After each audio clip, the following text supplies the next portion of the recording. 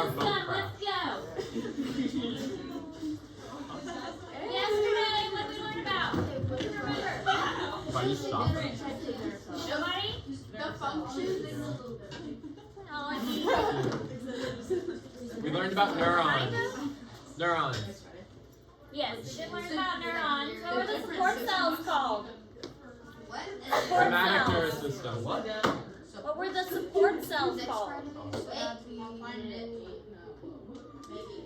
Okay, so this is Schwann cells. Well, that's one of them, but like the overall term for the support cells. PNS.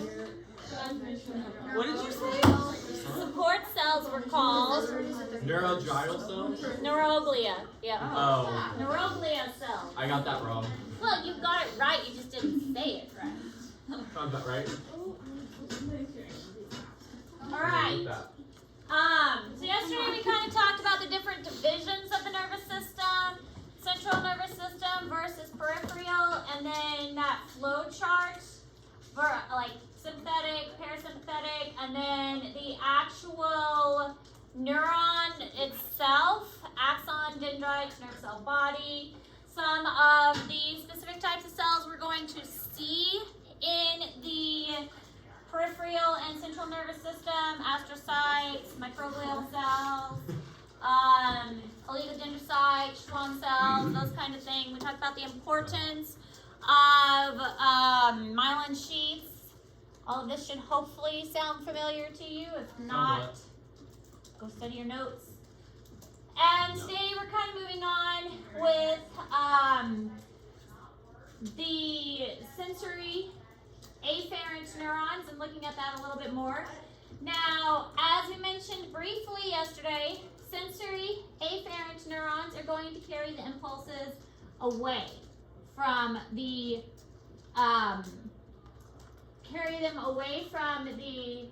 central nervous or from the impulse. So carry impulses from the sensory receptors to the central nervous system. So it's carrying it to the central nervous system. Free nerve endings are one of these, and Meissner corpuscles and the lamellar or Pacinian corpuscles. Didn't we go over those in touch? That's why I was going to say, why do they sound familiar? Because we went over them in the integumentary system. So we went over these a little bit before with the integumentary system, because that's where a lot of these are found. Our skin is a major receptor of a lot of these. What? I said our skin is where a lot of these are found. It's a major receptor of a lot of these. I don't need to be smart when the dads can make money. You don't need to be smart when your dads can make more money. Their dad. What? This is really You're a weirdo. Just record it, Carly. You're the one that's over there going. So free nerve endings are just like it sounds. They don't have anything special in the nerve. It's like the nerve just ends there. And they detect pain. So when you feel pain, like you get a paper cut, you get poked or something with a needle, that is the pain sensation. Meissner corpuscles, that's the sensitive light touch, and the lamellar corpuscles, those are the deeper pressure touches. This is kind of how it works. The center portion is the spinal cord, and then you have your dendrites here that are taking the information in. Remember, signals only travel one direction, so that's taking the information in. Here's your cell body, and then it's taking it down the axon to the spinal cord. In your spinal cord, and we're going to learn more about this later on, you've got white matter and gray matter. In the brain, this is actually reversed, and the gray matter's on the outside and the white matter's on the inside. So spinal cord is opposite, white matter out here, gray matter out here, reverses it in the brain. And then your motor or efferent neuron goes the opposite way, go away from the central nervous system, processing that and processing in the brain, sending the message away through the efferent neuron.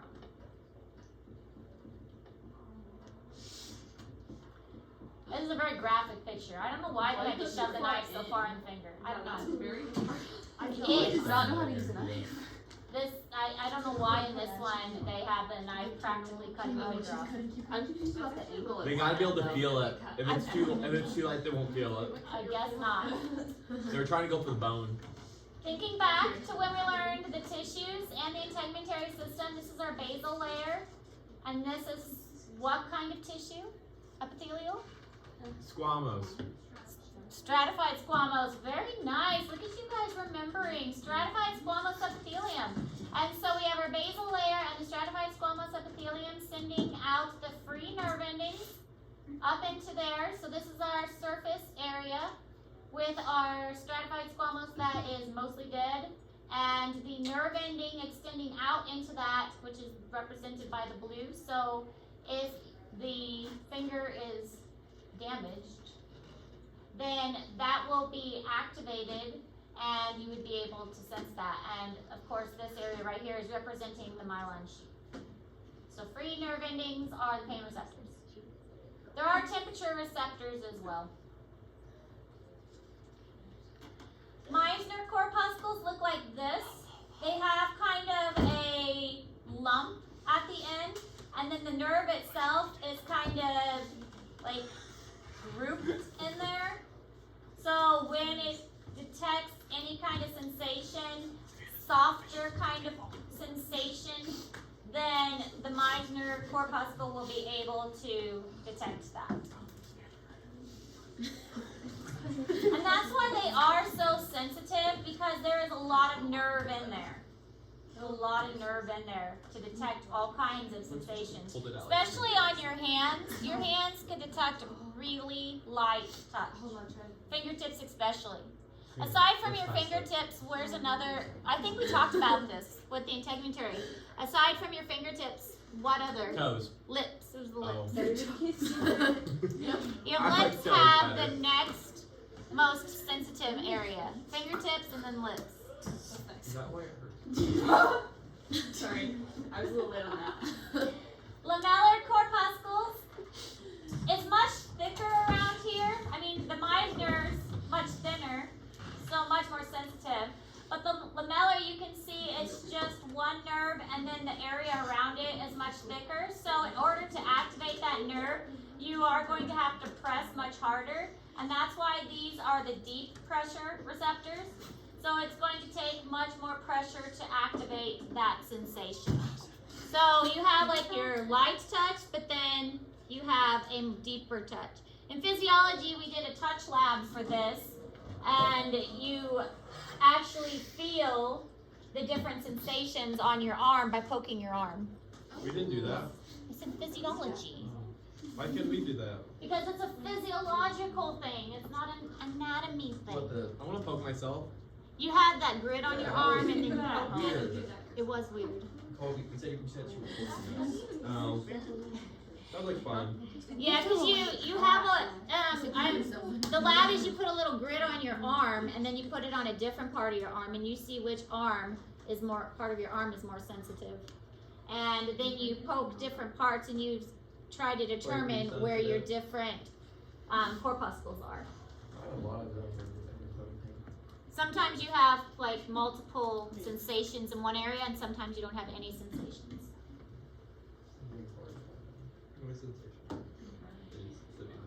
You can also have what's called a Golgi tendon organ, which is sensation in the tendons. Here's what it would look like.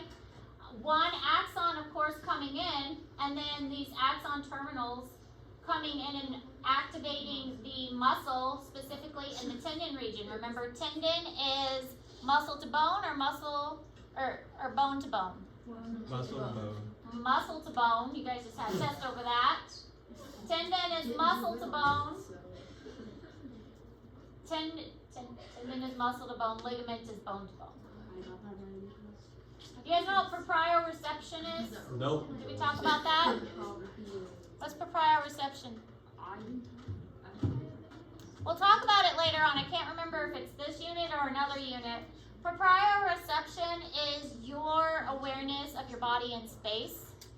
Oh, Yeah, so even if you close your eyes and you're standing here, you lift up your hands, you still know where your hands are. It's like you can still bring your hands together because you know where your body is in space. You're aware of your body in space. That's called proprioception. Gotta test it. Muscle spindles, that is the receptor that is sent to the muscles themselves. Also helps with proprioception. Also with the awareness of your body in space, you realize this whether consciously or not. You can look at an object and think to yourself, yeah, I can touch that, or yeah, no, I can't touch that. Or is it where you look at it and you know your tongue knows what it's Yeah. or, yeah. And also it's like, okay, I see that pillow over there. I know I can't reach that pillow. That pillow is way too far for me. But I know I can reach like this right here. I can touch that. But that corner over there, no, that's too far for me. And that mouse, I know if I lean a little bit, I can reach that.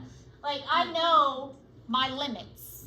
I feel like I know. Then your proprioception isn't very good. Yeah. No, I heard you the first You time. have to catch the blender.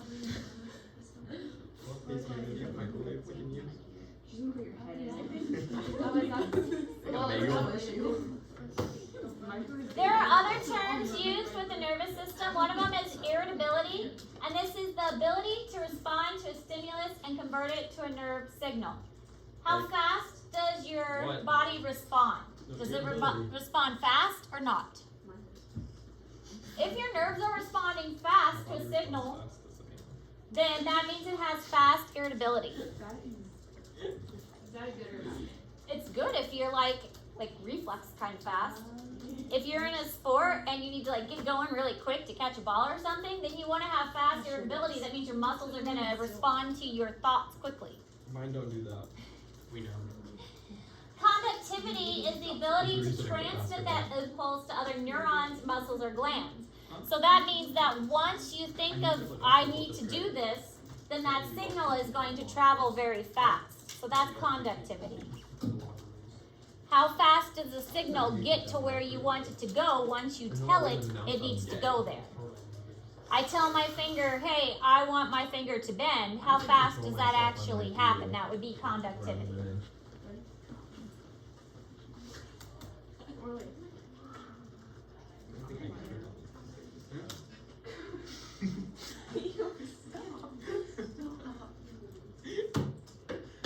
I hope this is on the recording.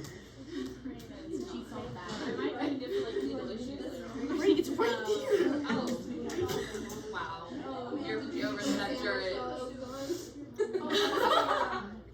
I just realized that. That's suffocation. Only if it covers your nose.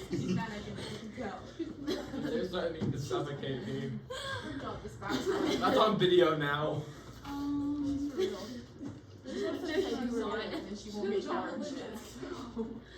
that Miss Ayers' dad? Table for you, weirdo. Whoa! I have limits. Really? Apparently 45 is Harley, stay over there. So then we have reflexes, which I mentioned a little bit yesterday. Reflexes are rapid, predictable, and involuntary responses to a stimulus that occur over neural pathways called reflex arcs. These are involuntary, you don't have control over them. I'm sure we've all had it done before. You go to a doctor, they tap your knee, your foot kicks out, that kind of thing. The reason that these happen the way that they do is our body is responding in a way that is usually a protective method. It's our body's way of saying, let's protect ourselves and let's do it in a quick, fast method that is kind of a survival instinct. And these reflex arcs are going to typically travel straight to the spine and straight back, so our brain doesn't even have to process it. Going all the way up to the brain and all the way back takes time, and if it just goes straight to the spine and straight back, then not nearly as much time is necessary. So when they tap your knee and then your foot kicks out, that's going straight to the spine and straight back. Pretty simple. So there are somatic reflexes and autonomic reflexes, and those are what we're going to talk about next.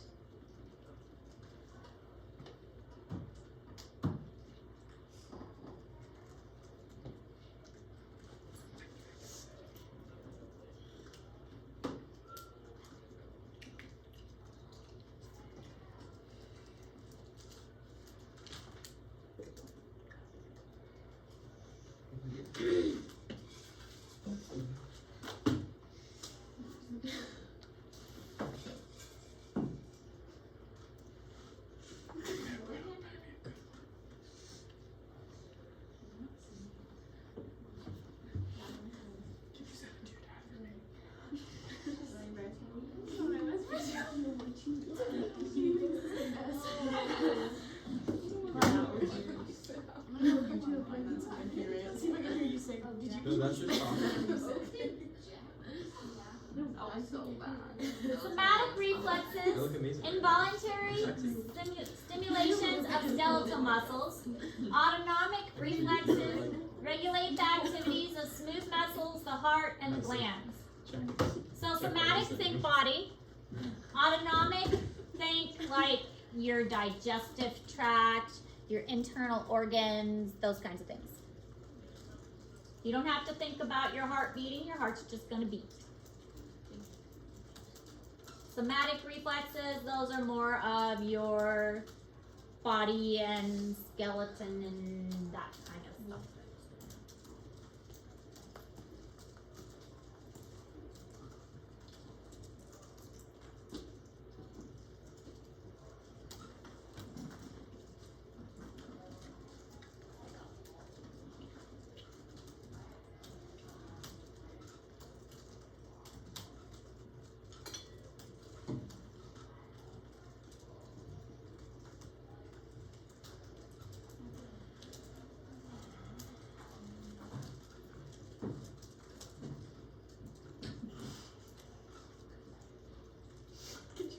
Anyone gonna talk about how wardrobe just walked by and stared at us?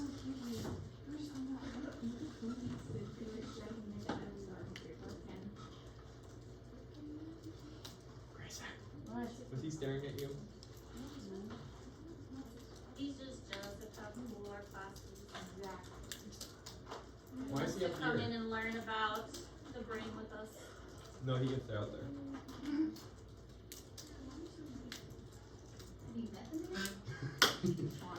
Wardrobe? No, you. Oh.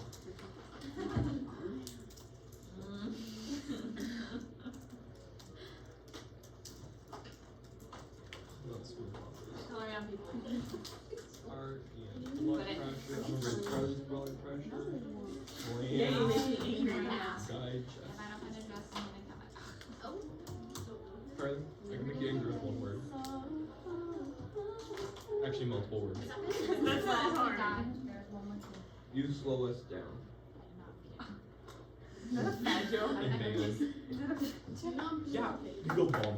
Bum. Okay, Bum. somatic nerve, Teaching. or somatic reflexes.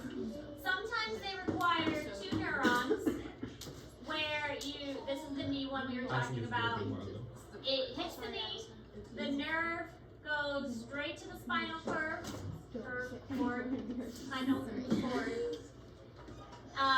spinal cord, it connects with the efferent neuron and goes straight back and sends the signal for the leg to jump. So the two neuron reflex arc goes, the afferent goes straight to the spinal cord, and then the signal goes straight back through the efferent. Two neurons. I think I'm supposed to stick my finger in the screen. Sometimes there is a 3-neuron arc, such as if you touch something hot and your hand jerks away, still a very fast reflex arc. The only difference is there's a little 3rd neuron that's kind of an intermediate in the spinal cord here. So you have the afferent, the interneuron, and then the efferent. One that sends a signal, little neuron in between here, and then the efferent that sends it back to tell you to pull your hand away. Still very fast.